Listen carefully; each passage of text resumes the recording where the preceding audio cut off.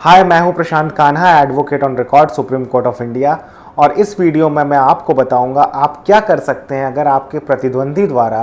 Court में case file कर दिया गया है, वो भी ऐसी लोकेशन में जा कर के जहां पर आपको उस केस में जाना तो दूर, वहां पर एक अच्छा वकील करके केस की पैरवी करना भी मुश्किल हो रहा हो। और हो सकता है आपके अगेंस्ट एडवर्स ऑर्डर पास हो रहा हो या फिर एक्स पार्टी ऑर्डर होने वाला हो।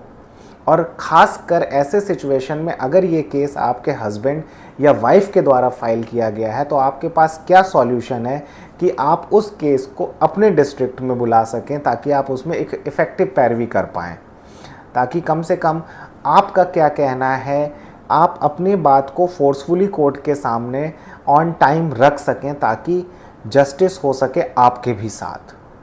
तो अगर ऐसी कोई भी प्रॉब्लम है तो उस वीडियो में मेरे साथ बने रहिए, क्योंकि इस वीडियो में मैं पूरा एक डिटेल प्रोसेस बताऊंगा।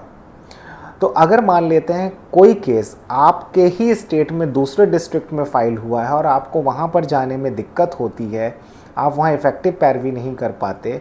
तो आपको जाना पड़ेगा, अप्रोच करना पड़ेगा अपने हाई कोर्ट में, और वहाँ पर आप ट्रांसफ़र पिटीशन फाइल करके उस केस को अपने डिस्ट्रिक्ट में मंगा सकते हैं। अब क्या ग्राउंड्स होंगे वो मैं आगे डिस्कस करूँगा।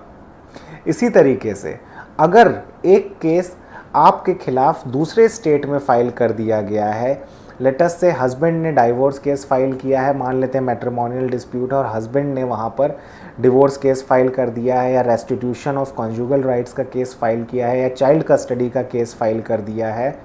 और आपको इन सब केसेस में बहुत दिक्कत हो रही है, क्योंकि फिर जब डिवोर्स केस जहां फाइल हुआ वहीं पर आपको मेंटेनेंस फाइल करना पड़ेगा। तो ऐसे सिचुएशन में देखा जाता है कि वाइफ को ऐसी लोकेशंस में केस की पैरवी करना बहुत मुश्किल हो जाता है।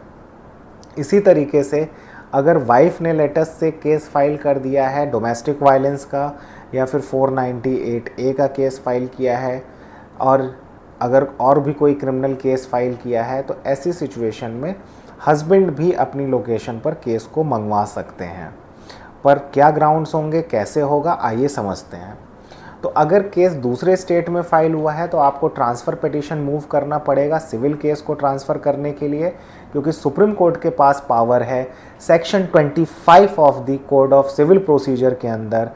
कि देश के किसी भी कोने से दूसरे कोने, मतलब कि देश के किसी भी स्टेट से केस को उठाकर दूसरे स्टेट में ट्रांसफ़र करने का, अगर केस सिविल नेचर का है।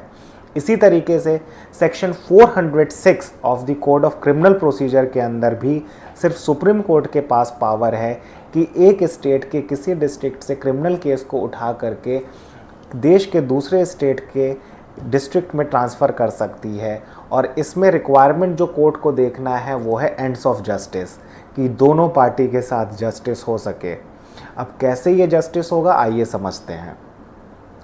तो अगर मान लेते हैं कि वाइफ ने कोई केस फाइल किया है ट्रांसफ़र पिटीशन के लिए, ये कहते हुए कि उसके हस्बैंड के द्वारा हैरास करने के पर्पज़ से केस ऐसी जगह पर फाइल किया गया है जहां पर अब वो नहीं रहती है और उसको वहां आने जाने में दिक्कत होती है, तो आप क्या ग्राउंड्स लेंगे बीइंग अ वाइफ? तो आप पहला ग्राउंड ले सकते हैं कि डिस्टेंस बहुत ज़्यादा है, और ऐसी डिस्टेंस को ट्रैवल करने के लिए टाइम भी बहुत ज़्यादा लगता है, और मैं अब अपने हस्बैंड के साथ नहीं रहती, अपने माता पिता के साथ रहती हूँ। मेरे माता पिता ओल्ड एज के हो चुके हैं, मुझे कोई एस्कॉर्ट करने वाला नहीं है, और मुझे खतरा है कि मैं अपने अगर इन लॉज वाले डिस्ट्रिक्ट में जाऊंगी केस को लड़ने के लिए, तो वहाँ पर मुझे किसी भी तरीके की फ़िज़िकल इंजरी दी जा सकती है या फिर दबाव बनाया जा सकता है। दूसरा ये कि आप वहाँ पर जाएंगी भी तो आप एडवोकेट्स को कैसे एंगेज करेंगी, एडवोकेट के साथ केस की तैयारी कैसे करेंगी। फिर कि आप चूँकि हाउसवाइफ थी तो हो सकता है आपके पास सोर्सेज ऑफ इनकम ना हो, वो जो लॉन्ग डिस्टेंस ट्रैवल करने के लिए है उसके पैसे ना हो आपके पास। अगला ये है कि अक्सर बच्चा हो जाता है, उसके बाद ये सब केसेस अराइज़ होते हैं, तो आपके बच्चे को कौन देखेगा? तो ये सब ग्राउंड्स लिए जाते हैं कि मेरे पास बच्चा है, मैं उसको हर समय देखना पड़ता है, उसको लेके मैं ट्रैवल नहीं कर सकती, मेरे ओल्ड मदर फादर हैं, उनको मैं छोड़ के नहीं आ सकती और उन्हीं के पैसे पे मुझे आना पड़ता है। तो ये सब चीज़ें होती हैं। तो इसमें आपका मेन इशू ये आएगा कि इन सब प्रिवेलिंग सर्कमस्टांसेस की वजह से you are not able to do effective पैरवी और you are not able to contest the case in an effective manner, जिसकी वजह से दूसरी पार्टी को एडवांटेज मिलेगी और वो अपने केस को बेटर प्रेजेंट कर पाएगा आपकी एब्सेंस में, या हो सकता है आप क्योंकि केस ही ना प्रिपेयर करवा पाएँ एडवोकेट को, तो आपका केस ट्रांसफ़र होने लायक होगा। अब बात करते हैं कि हस्बैंड किस तरीके से अपने ज़िले में या अपने डिस्ट्रिक्ट में केस को ट्रांसफ़र करा सकते हैं।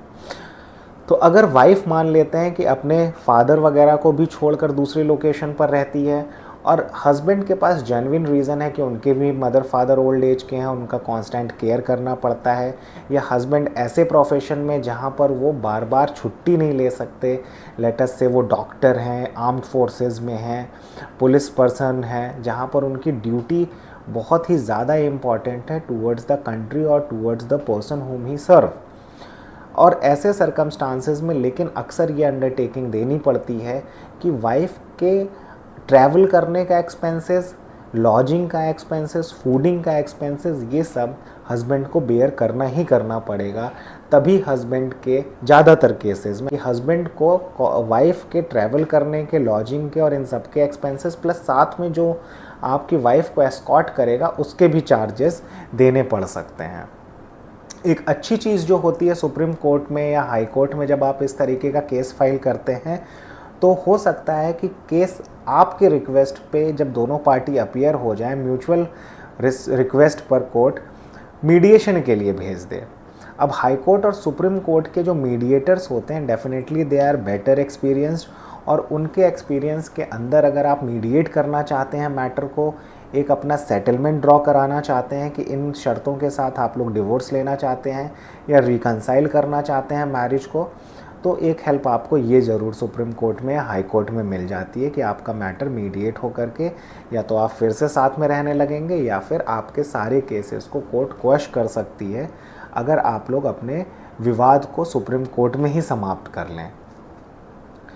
तो ये था कुछ जानकारी आपके लिए कि सुप्रीम कोर्ट में किस तरीके से आप केस को ट्रांसफ़र करा सकते हैं या फिर मीडिएशन में भी जा कर के आप मैटर को मीडिएट करा सकते हैं। Hope this was helpful. Thank you so much for watching this video.